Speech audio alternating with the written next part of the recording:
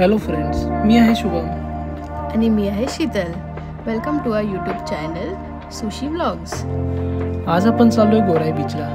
संध्याकाळचे 5 वाजलेत आणि थोड्याच वेळात सनसेट होणार आहे. त्याआधी आपल्याला गोराई बीचला पोहोचायचं आहे आणि सुंदर असा विलक्षण सनसेट बघायचा आहे. चला तर मग आमच्यासोबत. आपल्याला पोहोचायला थोडा उशीरच झाला. फेरी तर आत्ताच निघून गेली. पुढच्या फेरीची आपल्याला 10 मिनिटं वाट बघावी लागणार.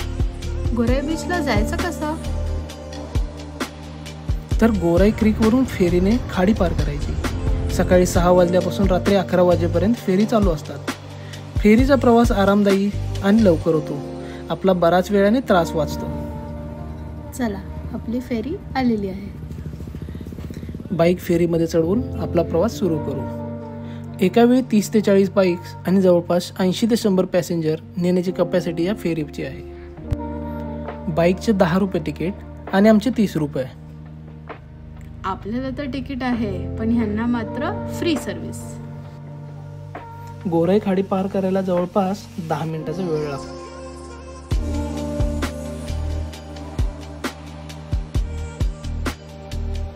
तिकीट घरातून तिकीट घेऊन आपण आता पुढे जाऊया.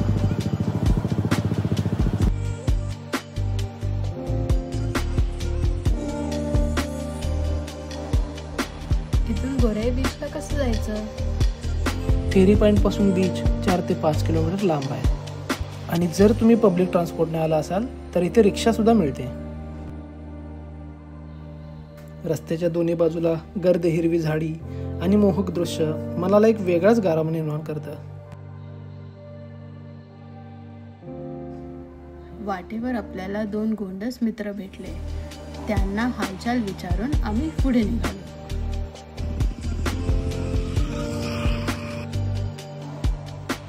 आपण बीचच्या अगदी जवळ येऊन पोहोचलो आहोत. या छोट्याशा सुंदर अरुंद रस्त्यावरून जाताना आपल्याला गोव्याची आणि कोकणाची आठवण नक्कीच येते.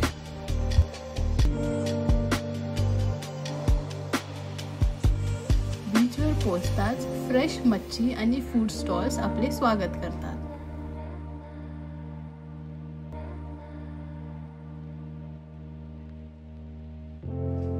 आता सुंदर आणि स्वच्छ बीचचा आनंद घेऊयात.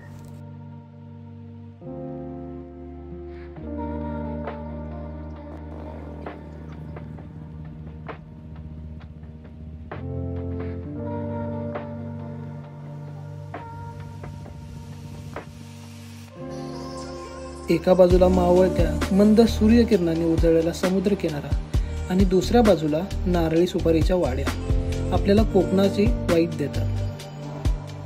म्हणूनच गोराई बीचला मुंबईचा मिनी गोवा म्हणतात.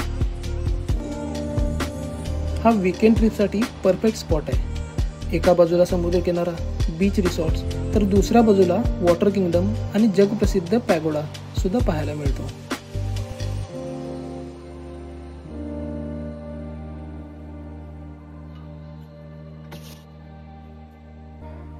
बर्फाचा गोळा घेऊन आम्ही आलो बाईक जवळ सीन एन्जॉय करायला.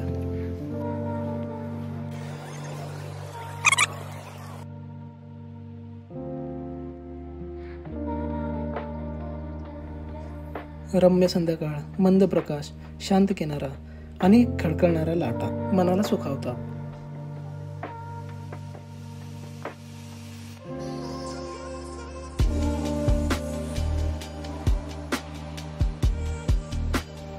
रात्री जेवणासाठी आम्ही एका रिसॉर्टमध्ये आलो आणि पुन्हा आठवडाभराच्या धावपळीसाठी मनामध्ये एक रिफ्रेशिंग अनुभव घेऊन आम्ही घराच्या दिशेने निघालो.